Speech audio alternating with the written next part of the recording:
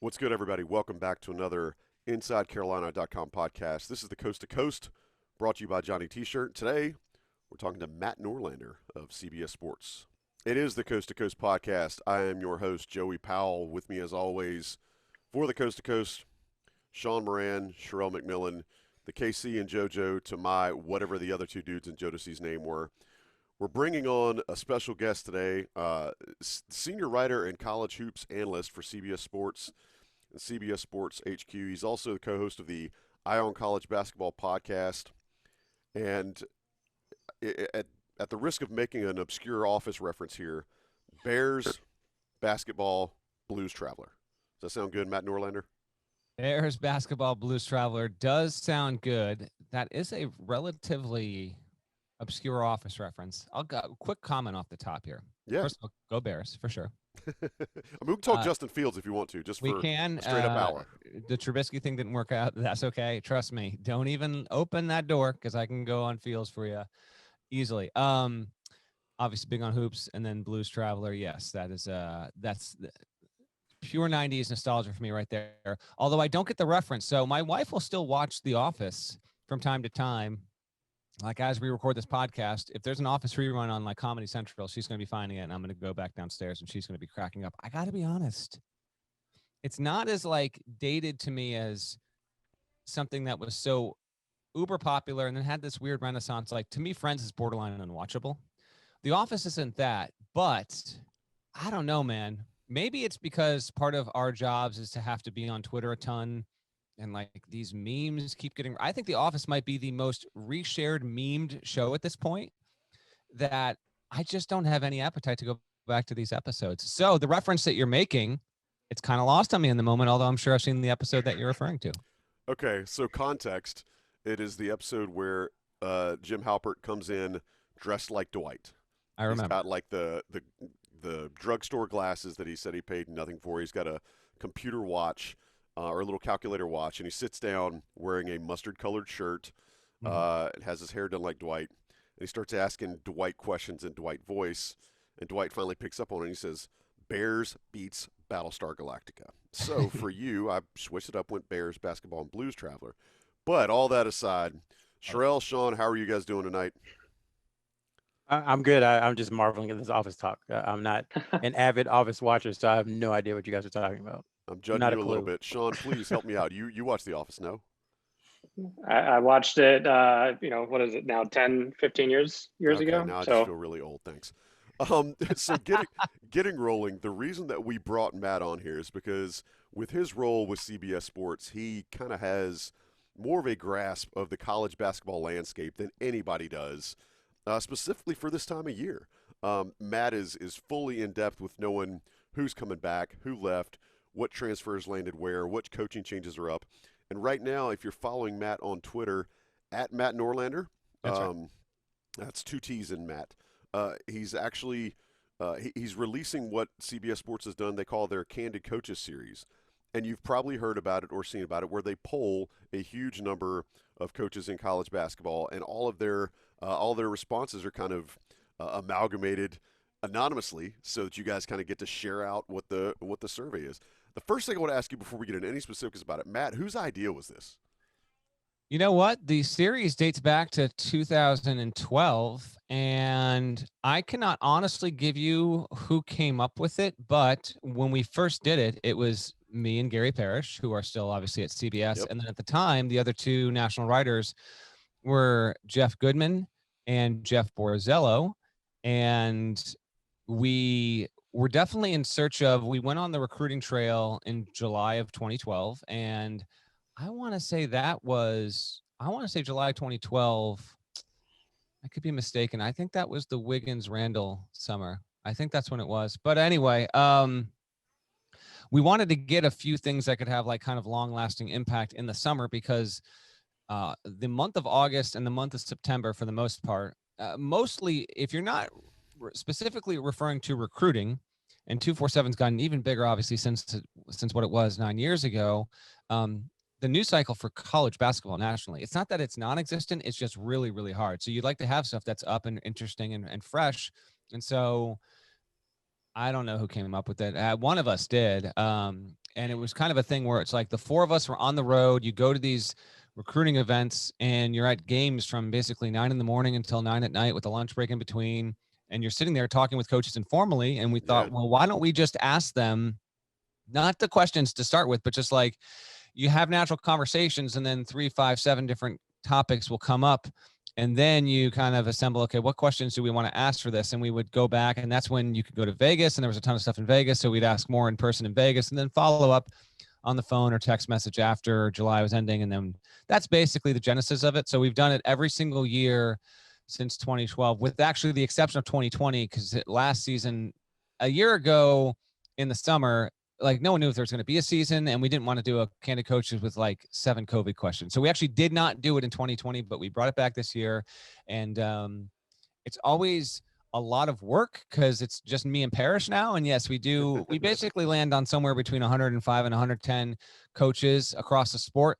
And they can be as prominent as current active Hall of Fame coaches to literally like the third assistant in the Big South on a 7th place team. So we do, and I do try and make a point that more than 50% of the coaches we poll are at the high major level because a lot of the topics are more relevant to them. But I don't try and narrow it to only guys in the 6 or 7 biggest conferences, and I don't repeat the coaches. So I actually have a running tally of who I've interviewed for this, at least on my end. Parrish has his own. So for instance, like the guys that I interviewed for it this year in 2021, like I won't hit up any of them to like minimally at least like 2024 or 2025, just to kind of cycle in new voices and all that good stuff.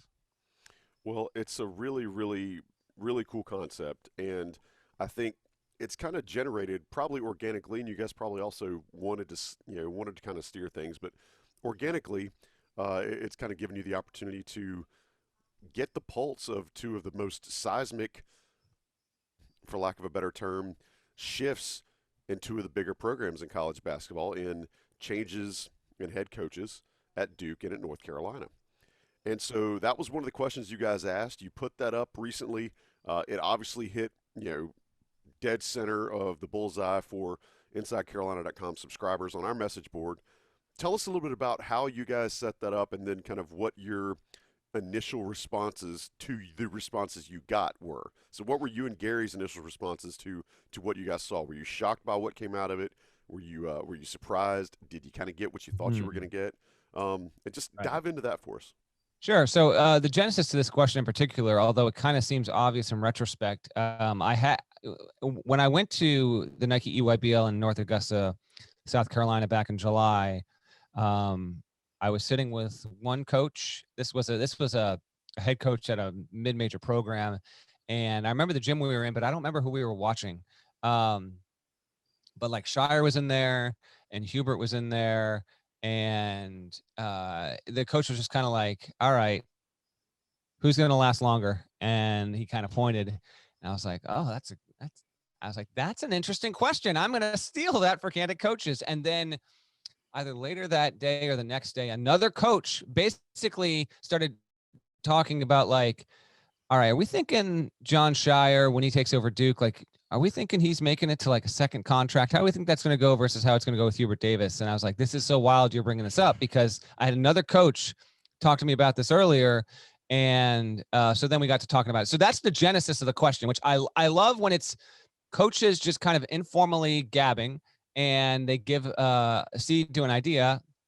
And I knew this was going to be one of the 2 or 3 this year that was just going to generate the most kind of response. Now, when we then started to do this, the timeline of this is important to know. So I think I interviewed about 60% of the total coaches that were polled for this, and GP had another 40 to 42% or whatever. And my good buddy Gary Parrish, he actually went on vacation in the middle of when we were doing all of our interviews. And why that's important is when he got back is when he got the majority of his questions answered. And that came after Derek Lively committed to Duke.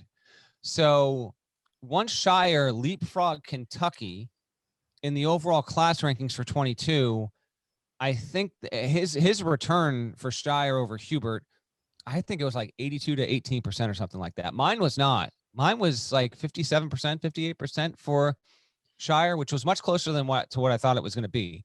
So as to the overall vote tally, it broke down to 71-29 overall. 71% of the coaches we polled said then 5 years from now, Duke will be in a better spot than Carolina.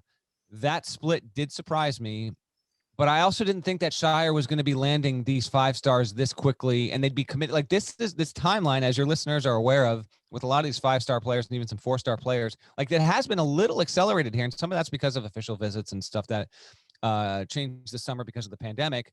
But I did have some surprise with that, and part of my surprise was I didn't get too much to this in the piece, because ultimately you're going to vote one or the other, right? And I want to say, like, I don't know, maybe a dozen coaches I spoke with that voted for Duke, they like kind of talked themselves through why Carolina and Hubert would be a completely reasonable choice, but then they ultimately just landed on Duke because of the recruiting and because in their minds Duke just has a little bit of more momentum right now.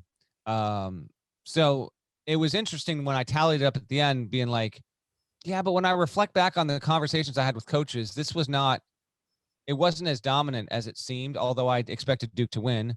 And if you made me pick one or the other, I would pick Duke if I had to pick one or the other.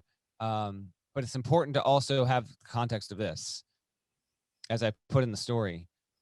It's not like coaches are saying, when we look up in the year 2026, Duke's going to have what's regarded as like the number 3 program in the country, and Carolina is going to be the number 18, number 23, or number 31. They're going to have fallen off a cliff. It's not that. It's who's in a better position. So for some of these coaches, they're saying, yeah, no, Duke's going to probably still be like top 5. And Carolina might be somewhere between like 7 and 10, but I'm answering the question. And so for that, I'm going to give you Duke. So kind of as a follow-up, 2 questions. One, was it the recruiting piece you think that kind of stood out the most to the coaches to say, Duke is going to be more successful because they're bringing in, higher ranked players, better classes as far as rankings are concerned? But curious your thought on that. And then 2, what is the national perception of North Carolina right now? Because we're so engulfed in the bubble that we don't really get that wide angle view. So I'm just curious what you think the national perspective is. Yeah, I'll answer those in order, Sherelle. The first one was I definitely think the recruiting thing was an overwhelming factor as to why it was a 71-29 split.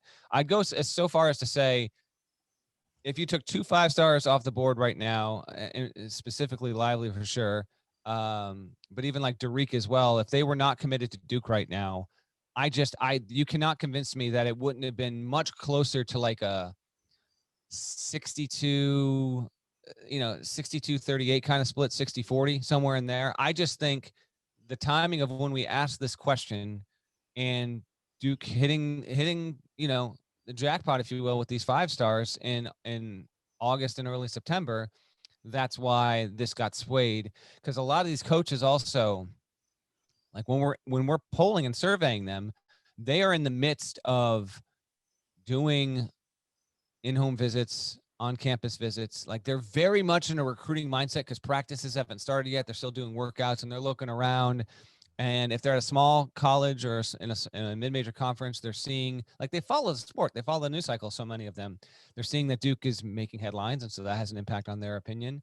Or they're in the mix and either recruiting like the same players on the same team as other players that Duke recruited. And I think that has a way of filtering on through. As for like the overall, was your question, Sherelle, more about like, what is the reputation and perception of North Carolina in the coaching industry as, kind of the stature of the program in the here and the now as it transitions under Hubert? Is that kind of what you were getting at? Close. And I would say in general, from a media perspective as well, Okay. just about how they do things, where they are relative to their peers, and that sort of angle. Yeah, so I can speak certainly on the behalf of the media angle. I'd say Carolina right now has so much intrigue around it because it's coming off of, what's fascinating is I think many people in media circles consider Roy Williams, not all, obviously, but many people think that Roy Williams is the greatest coach in program history. And if you look at it in terms of titles, that's irrefutable. If you look at it, how he did it in the competition he went up against, it's easily arguable. And so with that as backdrop, the fact that you have Hubert Davis taking over with no head coaching experience. And again, this kind of blows my mind that we're having Duke and Carolina open within a year and the guys getting the jobs. Like, you think about these jobs, you would think you need sitting experience as a head coach.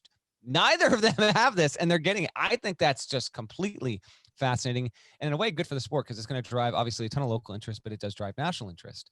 There was one coach in that Candid Coaches piece who gave me the quote about Duke just seems to be more on it with social media, promoting its brand, the brotherhood, yada, yada. And Carolina just seems a little bit sleepy. I don't think that the media considers UNC to be lagging behind or a bit sleepy. I think some people in the coaching fraternity might think that. Now, I also think that something like this, like if you told me that this story was posted around 4 or 5 times in the Carolina facility, I'd 100% believe you, because just sometimes these things just happen. Like, it is what it is. Not my opinion. It's what the coaches said, right? So if they're sleepy, this is certainly going to wake them up. But the perception of where UNC is, like in the here and now, like historically, quite clearly, this is a top 3 program in the history of men's college basketball.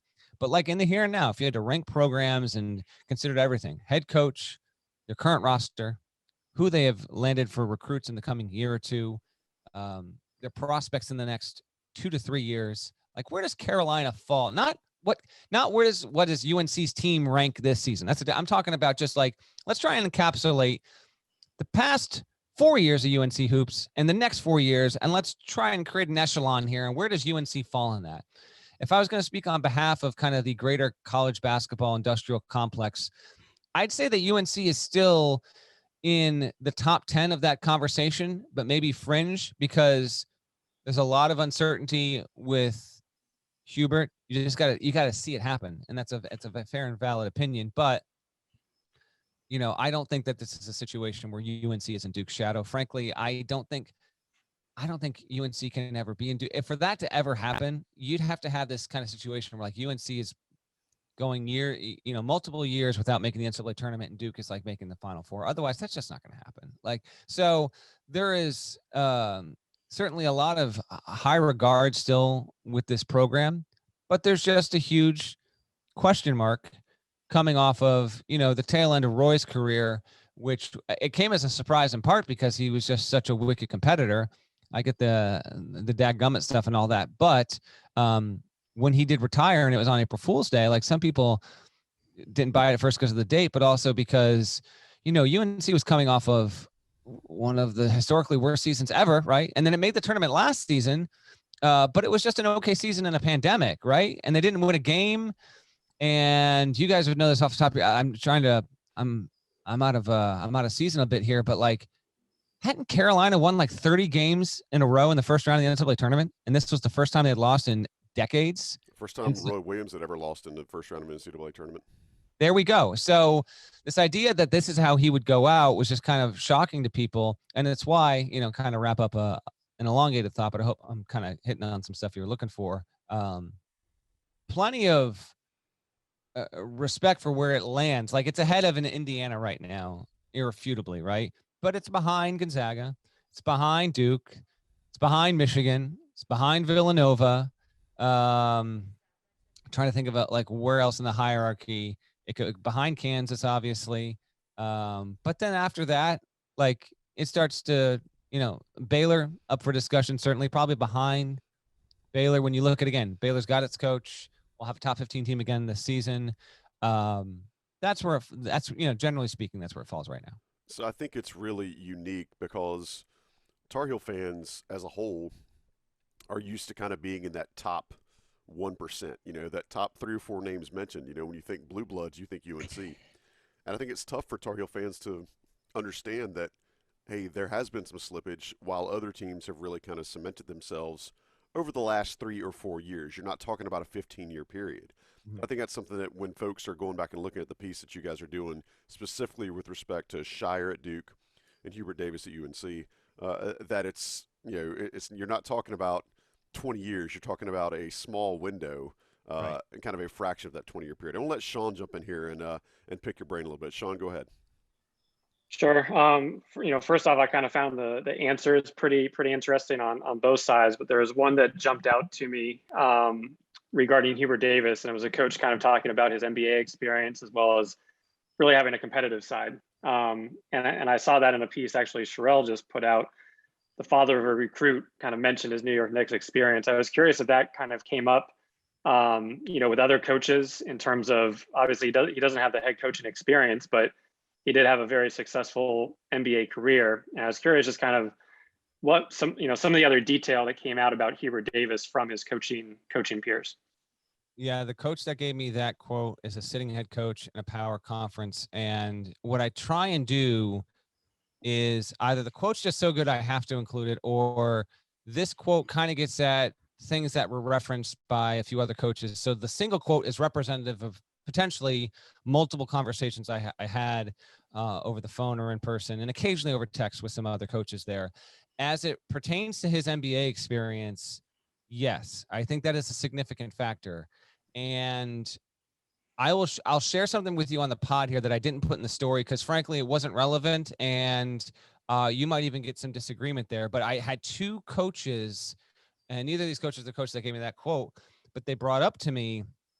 They said, "Listen, Hubert having this NBA experience actually is probably going to be pretty significant because now he's going to be able to run the program the way he wants to run it. Yes, he's inheriting it from Roy, and there's going to be some things the way that Roy did it that he's going to continue, but he is going to have this thing going the way he wants to do it. And the fact that he actually has NBA experience will be pretty good because, and the two coaches who talked to me about this, they have good relationships with NBA people. They said, listen, the fascinating thing about Carolina is this. They have consistently been so very, very, very good under Roy Williams, and Roy Williams has been a great coach. But some of their guys, when they get to the league, sometimes it's hit or miss. Like you draft them, they go in, they show up for training camp, they show up for that rookie year, and they just aren't as ready. They are just not as prepared. They're a little bit behind the curve. He said, it's not every Carolina player, but there are some Carolina players where the guy you thought you were getting because you drafted them, then you kind of get in them with day to day. They are just not as well equipped. And some of that might be because of the stuff that Roy was running, but it wasn't every guy. It was just some guys. And so that one of these coaches said specifically, it's like, I think Hubert having this NBA background is kind of why I'd go with him over Shire and Duke, because he's a bit older. He's been coaching longer. He's kind of seen college basketball from all sides. As an elite player, he did it on the media side. He obviously played in the NBA, and now he left a great job on television he probably would have never had to give up because of a pure love for the game and kind of doing it for the right reasons. And I thought that was very fat. This is why I love doing the series, because again, these coaches, when we assure them that we're not going to reveal who we talk to and in any kind of way, like they will be fairly forthcoming and honest, albeit, with the cloak of anonymity. And so to hear this, it was one of the more eye-opening things about it. And I didn't put in the story because, like, I don't think the fact that if you take, this is a pure hypothetical. This is not numbers that were given to me, but like, okay, the past 10 UNC guys that were drafted, 5 of them showed up and they were kind of good to go. But then 5 of them were just frankly behind the 8 ball. I didn't think it would have been fair to purely put that on Roy and his staff over the years. But I will say that there is a little bit of that for Carolina players going into the NBA. And one of those coaches specifically was saying, like, I think that reputation might be able to subside here with the way Hubert's going to do stuff and his NBA background. Yeah. And, obviously I don't talk to as many coaches as you, but, I can confirm that definitely that is something that has been an issue at UNC, or has been talked about as an issue at UNC that has been used against them in recruiting for some time, the player development piece. Right. But before we close out the conversation on the series, I had a question for you, and it goes back to Roy Williams a little bit, because one thing that I always heard, and it's been, I guess you want to call it a stereotype, whatever you want to call it, but there was this idea that he skipped a line, and that always brought some negative feelings from him. I felt from other coaches that he went from an assistant at UNC to the head coach at Kansas to the head coach at UNC. He never toiled away at Southeastern Louisiana. He didn't coach in the Big South or the MAC or whatever. Do you think there is, for the people who gave negative opinions of Shire and Davis, do you think there's a little bit of that for them? Because they're both, longtime assistants whose first job is, 2 of the 4 biggest jobs in college basketball. Now that you bring it up, it wouldn't surprise me if it's out there, but 100% honesty, I did not pick up on that at all. Although, I mean, how can there not be with Shire to an extent? Like, people at the same time, people get it because Duke was always going to hire a Duke guy. And when you look at all the other K assistants, I don't know if Amaker was ever. I would have hired Tommy. I've said this before. Like Shire's fine choice. I just would have hired Tommy Amaker. Like he's just been coaching longer and he's coached at that level. There's no guarantee it would have worked, but I actually thought that he would have been the ideal guy. But for all we know, and we'll never know that, but for all we know, Kay could have gone to Amaker and be like, I'm debating between you and John. This is, completely private, but like if I were to offer it to you, it would be something that and maybe Tommy would have said no. But the more likely thing is that he looked at his staff and he wanted to continue the way that he said on the record about this kind of stuff. I did not get a lot of that though. Could there eventually be some of that? Yeah. But again, I don't think it's really there with Hubert for the reasons I just mentioned a few minutes ago about his path to landing here, right? And it is significant. He's the first Black coach in the history of UNC basketball. And man, there were a lot of people when he got that job that were really, really, really happy. Like happy for him because he carries a really good reputation. As for Shire, again, it's just like they knew he was going to be a Duke guy. So I guess the environment around college basketball is probably different now than when Roy got that Kansas gig and kind of making the leap that he made. Although, undeniably, he was the right man for the job, and look where it sent him. I mean, he's one of the 5 or 6 best coaches in the history of college basketball because of it. And we're talking to Matt Norlander of CBS Sports HQ. Matt, one more question before we get on from the Candid Coaches series and start talking about some UNC-specific stuff. What do you guys do with trash answers? Right? Like when you're polling that many coaches and you're asking this many random questions, what do you guys do with absolute garbage answers? And can you share one that hasn't made it off the cutting room floor? Because I think that'd be pretty entertaining. Okay, so I can't. All right, how about this? For example, I don't let these coaches off the hook. Uh-huh. So I'm not going to give you who, but I straight up had a coach who refused to answer this question. He's like, I'm not going to give you I don't want to give you the answer. And I had actually never pulled. It's a sitting head coach. I won't say where, I won't say what level, any of that. But when he did this, I was like, I'm never going back to this coach again for this series because this is just straight up annoying. Just answer one or the other. And he's like, I'm not gonna pick one or the other. It doesn't seem fair. I'm like, what are we doing here? Like what? And there's occasionally coaches where they get an either or question and they pick, like, for example, we recently had a question, will cheating increase or decrease with the new NIL rules? Yep, saw that. And we had like 6 coaches say it's going to stay the same. It's not going to stay the same. The question is it going to go up or down? It's not. So, and rest assured, if you get to stay the same, like it's because either Parrish and I got one of those over like text message. And I was just like, I'm just not going back at them. Do we get trash answers? Yeah, occasionally. But usually if I get a trash answer, it's just getting deleted in my Google Doc, or if I'm getting it over the phone, I'm just not typing it. So I don't have much to give you, but yes, it does happen. It does happen. There's no doubt about it. But this year was actually pretty good. Aside from the coach, he didn't answer that question. He didn't answer 2 other questions either. So annoying.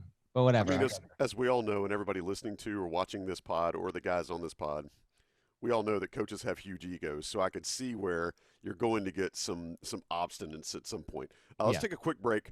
I want to give a shout out to Johnny T-Shirt because Johnny T-Shirt's not going to make you answer hard questions. Johnny T-Shirt is going to provide you with good, top-notch UNC branded gear. They're not going to hit you with a when you hit them with an either or, they're not going to hit you with a, oh, I don't know, or it's going to stay the same. Johnny T-Shirt's here to give you the gear that you need. They're not going to sidestep the hard issues. They're going to bring you top-notch, beautiful, name brand Tar Heel clothing, memorabilia, swag, whatever you want to call it. Johnny T-Shirt's got it. Hit them up on East Franklin Street or johnnytshirt.com. They've got very fast, reasonable shipping. And Inside Carolina premium subscribers know that you get an extra 10% off the top with your order if you use the code FOUND on the Inside Carolina Premium message board. So check out Johnny T-Shirt. We are big fans of theirs. They love us. We love them. We want you to love them too. Let's take a quick break. Let some of the national guys drop some of their ads in here. And we'll be right back to talk more to Matt Norlander. We're going to talk a little bit about UNC, prognostication for the season, and what the national landscape might look like. Stick around. All right, we're back. Coast to Coast podcast here on InsideCarolina.com. I'm Joey Powell. Over there, Sean Moran, Sherelle McMillan.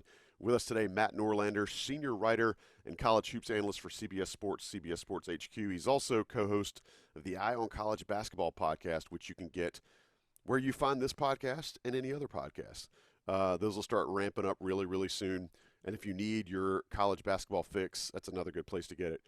Talking with Matt today about all sorts of stuff, but we felt like it'd be a great place to get started talking about what he sees after seeing all of these teams around the country and kind of doing his summer research, his off-season grind, #grind, whatever it is the kids say. Matt, what do you anticipate for this first season for Tar Heel basketball in such a pivotal place in program history, going from Roy Williams, as we talked about before the break, to Hubert Davis? What are the first things that jump off the page at you as potential pluses and then potential pitfalls? I will go, how about I just go direct big picture expectation? Here's my guess. UNC spends most of the season fringe top 25. They're in some weeks, throughout the other weeks. And when we look up on Selection Sunday, they're safely in the tournament, but they're saying number 7 seed. That's my big picture guess on what UNC will be this season. Obviously losing 3 post guys hurts, but they get guys who are back and will be productive. Obviously, significant transfers coming in. My guess on, how about this? I'm going to give you a quick opinion. Let me know if you disagree. Maybe you agree. I don't know. I'm going to say their 3 most important players will be in this order: Bacot, Love, Dawson Garcia. Agree or disagree?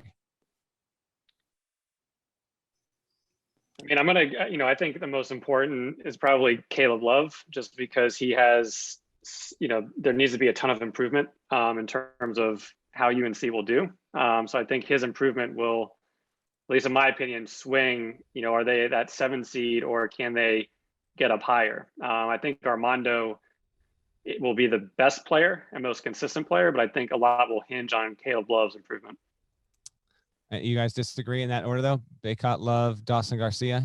Or are you thinking there might be a third guy that goes ahead of either of them? I think you can make an argument for Kerwin Walton, and he is lesser known. He was the lowest rated recruit of the class of 2020 for UNC. But what he does, even with all the offensive firepower they seem to have brought in, what he does is just irreplaceable from where he does it, on the wing. So I think because of his ability to shoot, it opens up so much for everyone else. So I think I would put him up there. And then defensively, if he is better defensively, then I think that bodes well for the team, because Love can be a really good defensive guard. And so if your starting backcourt can really put pressure on the ball, then that helps, the guys on the block, and everything kind of meshes together. So I think Garcia and Walton are probably right there at 3 and 4, but I would tend to go with Walton above Garcia.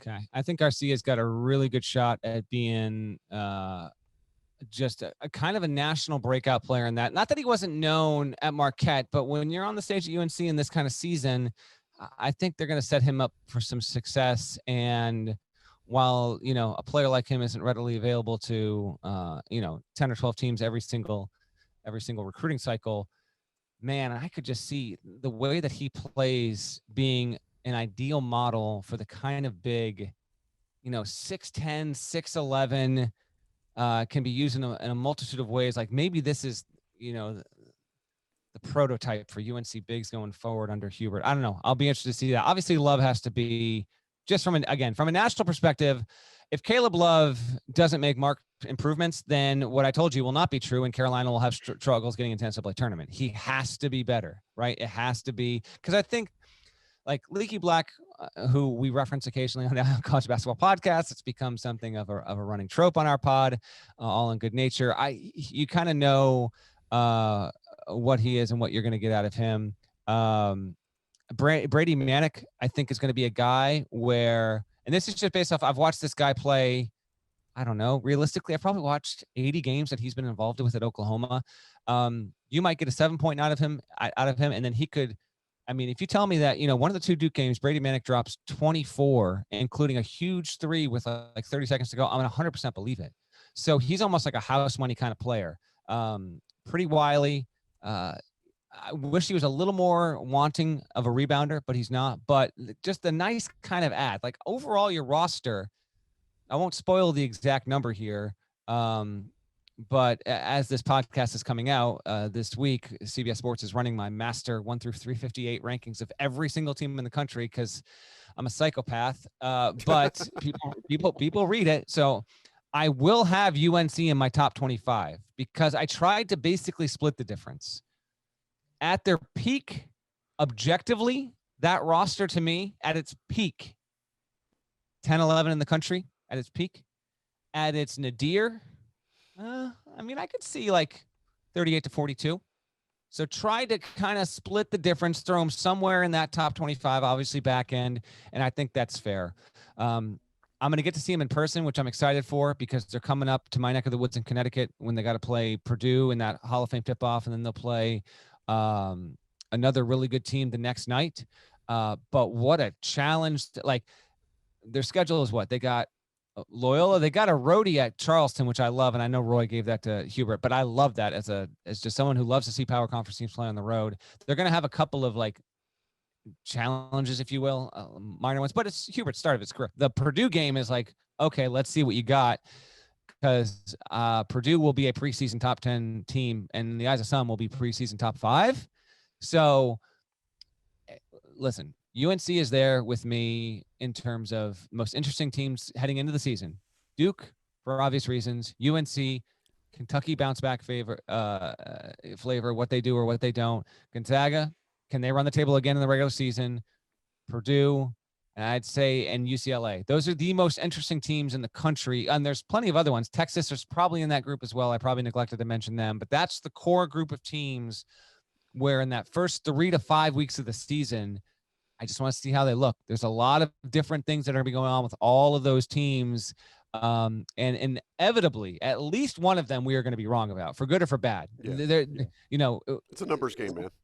Correct. So we'll be wrong about one. Don't know who it is, but you know, that's kind of an overview of how I see UNC heading in. So let me ask you, who do you project for UNC starting 5? Okay. Obviously Love, obviously Baycott. I would say Garcia. I would say Manic, and I would say Leaky. Is that I mean Walton's probably got to start. So Walton, Love, Leaky, Baycott, Garcia? Manic off the bench? I mean, I, the fact that you're asking it with that that kind of hanging that hanging tone at the end shows you what I think a lot of Inside Carolina subscribers are kind of scratching their heads about. It's a tough question right now, and Sean and Sherelle and I haven't even boiled it down yet. So, yeah, let's let Matt ride for now, and then when we get into it preseason, I think it's just as good of a question as anything.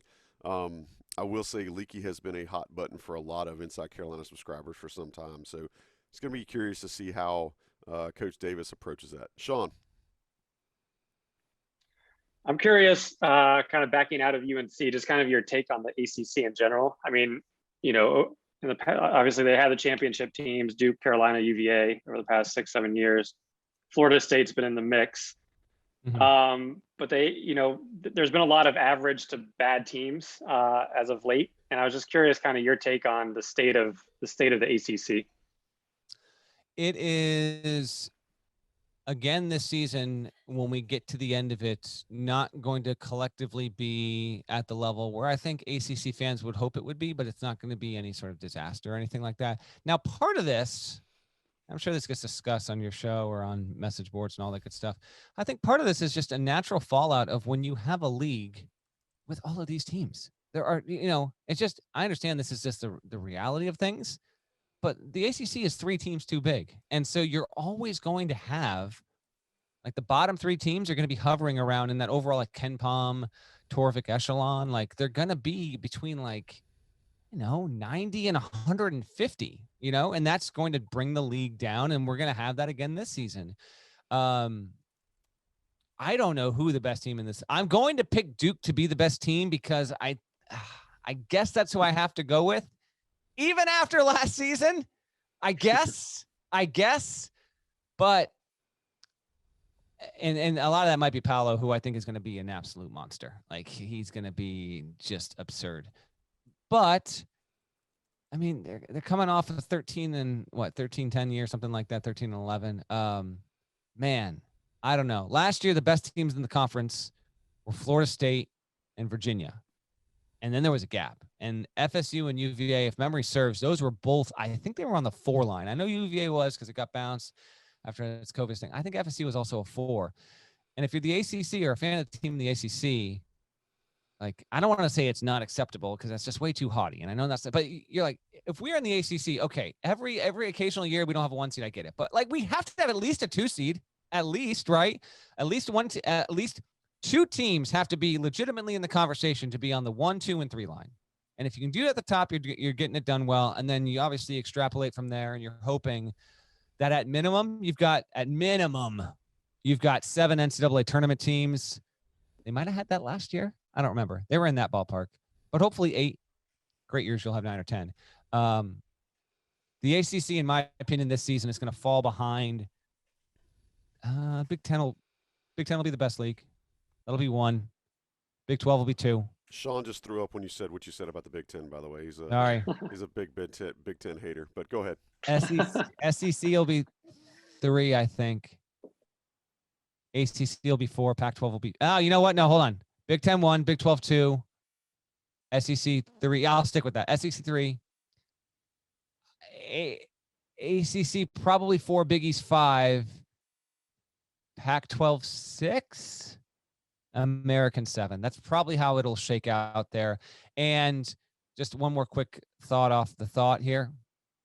Like UVA, gonna be down, I think. Although there's this thing with Tony Bennett where it's like I don't see that as a top 25 roster. But come on, man. Like we're gonna look up in Florida. We're gonna look up in February, and Virginia's gonna have like the second best record in the conference, and to be like, how is he doing this? But they're supposed to be down. FSU supposed to be down. Georgia Tech down. Carolina up. Clemson down. Louisville up. Q's flat. Duke up. Notre Dame up. Miami up. Who am I forgetting? I mean, like BC, whatever. This year, Wake is up. Yeah. Wake is up, but I don't know how up, but they're up. I think I didn't mention Pitt. Ideally, Pitt is up, but I don't know. So that's my overview. It's going to be a solid league. It's just I don't think it will be a great league, but I would love to be wrong. Yeah, I was going to ask you about UVA actually, because it's kind of a thing now with us since 2015. I just assume that UVA is going to win the league, no matter who they have coming back or who left or whatever, just because, I mean, I don't want to use the word dominate, but they've been pretty close to dominating the ACC for the better half of a decade now. So I was just curious, you think they're going to be down, so that should be interesting. As far as the ACC and individual players, can you give us 2 or 3 guys who you really, really look forward to watching, and maybe one of those who people might not know, maybe a name kind of under the radar? Sure. I will give you the obvious one first. I think Paolo Banchero is going to be the player of the year in the conference, and I'm dangerously close to saying he'll be the number 1 pick. Not that I'm going so out on a limb, but Chet Holmgren's got a lot of that. I actually think there's a lot of unknowns about who'll be the number 1 pick. But Banchero is definitely a dude that is just going to be so much fun to watch. He's big, can pass, can shoot, can play the post, can handle, can defend.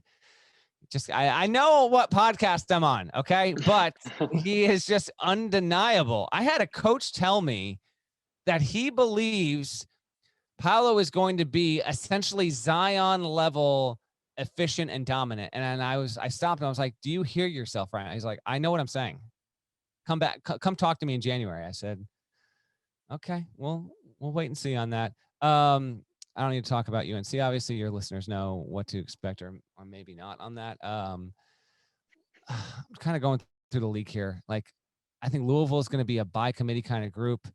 As for Virginia, they've got Jaden Gardner, who played at ECU and was a stat monster. Like, is it going to be him or Kihei Clark? I don't even know. That's why I said they're going to be down. Like, maybe Kihei Clark winds up being first team All ACC. I don't know. He's still there. I really thought he graduated. I'm not joking. No, man. That whole I thought he graduated is going to be more wearing down on the collective psyche this year than any year because you get the bonus year. Yeah, and you have all these dudes. He was going to get the Perry Ellis Award anyway, and now he definitely gets the Perry Ellis Award. Yes. Well, that's what happens when you make an all-time play as a freshman in the NCAA tournament. I'll give you a name if you want. Like, I'm not saying he's going to be first team All ACC, maybe not even second team All ACC, but I think Notre Dame's going to the NCAA tournament, and I think Mike Brey's going to have a chance to sneak up and be like top 4 in the ACC, and they got a transfer from Yale named Paul Atkinson that is going to be a dude. So Prentice Hub is probably going to be their best player. Nate Laszewski, if he can make some big moves, he'll be good there at Notre Dame. But Atkinson, he's just kind of a guy, like if you're just looking for guys that you don't really know much about, I'm just telling you, that dude is going to be awesome. He's going to be very good for Notre Dame, and I'd keep an eye on him. I'm still a Manny Bates believer at NC State. We'll see if he can kind of make a jump, but I like his upside overall there. Who else in this league, man? Syracuse is, I hope you're ready for Buddy Boeheim to be a thing, even more of a thing. I mean, it was a thing last year for the last 2 months of the season. I don't know that anybody else shot on Syracuse's roster except for Buddy Boeheim. So yeah, it's just he's gonna probably put up the numbers where he's gonna be first team All ACC probably. I think that's probably gonna happen there. And then like another under the radar player I like on a team that's probably not gonna make the tournament, like a Cameron McGusty at Miami. You guys are literally catching me in the middle of like doing my rankings, and I've been talking to some of the coaches in the league and just trying to get a feel for this. That's right. It gets some of our listeners some guys that they need to already have on their radar. Exactly. But I will say, like, this kind of stems from what I've also been talking with some of these coaches on. It's like, man, like, do we have a ton of star power in the league? It doesn't look like it going in, but one of the wonderful things about college basketball, I love this, is people who, we love the sport here. Like, we will look up at the end of January and the end of February, and there's just going to be like 3 or 4 guys where it's like, oh yeah, they became the guy, and they're a really good player in their own right, and within the confines, certainly within the conference and local coverage and all that stuff, like there's going to be guys worth following there. But yeah, just to put a bow on it, like I will be surprised if Paolo Banchero isn't the clear-cut, no doubt about it, player of the year in this conference. I think he's just got it completely lined up for him, because I don't think that Duke has a close second on that roster, and they're going to need him to be a hoss. I don't think that that's going too far out on a limb. I think, like you said, recognizing which podcast you're on may rub some folks the wrong way, but you're not an Inside Carolina reporter. You're a senior basketball analyst for CBS Sports, so we appreciate your honesty. Matt, we appreciate you taking some time with us tonight, man. We're going to let you go. It's been almost a full hour, and I know you've got a lot of not office watching to catch up on, in addition to ranking all of the Missouri Valley Conference teams that you have to break down and get those reports done on too. That is correct. I do have UNC ahead of Loyola Chicago, but not by much. That is they coming off of Sweet 16. Those Ramblers, new coach and all. Does Sister Jean know that? Did you get her permission? Did not get her permission, but that remains again. Why do we love college basketball? Because a 102-year-old nun named Sister Jean, like, legitimately has office space in the athletic complex. I mean, I'm going to say if you're throwing the name of Sister Jean out here and you haven't gotten her blessing, I don't know that I want that bad juju on my podcast. That's fair. That's fair. But, yeah, no, guys, I appreciate it. And no, thank you so much. And I hope to be down in your area once or twice this season. Seems like there might be some attention paid at your school for just a few reasons. So. Let's hope so. We'll chop it up. He's Matt Norlander, senior writer and college hoops analyst for CBS Sports, also the co-host for Eye on College Basketball Podcast. Check him out. Read all his stuff. Follow him on Twitter. Did I say follow him? Follow him on Twitter. Make sure you can get all the content that Matt, Gary Parrish, all those guys are putting out. It's absolutely, if you can't get enough content from Matt and those guys, then your content appetite cannot be satiated. But that's going to do it for us here on this episode of the Coast to Coast Podcast on InsideCarolina.com. Sean, you good? We're good. You minted with your jailhouse wall background back there? All right, just go get your toothbrush file down and start scraping on the floor tonight, so everybody knows what your plans are for tomorrow. Sherelle, you good? Yep, appreciate it, Matt. All right, man. You guys. That's Sherelle. That's Sean. That's Matt Norlander. I'm Joey Powell. We'll catch you next time on the Coast to Coast Podcast here on InsideCarolina.com.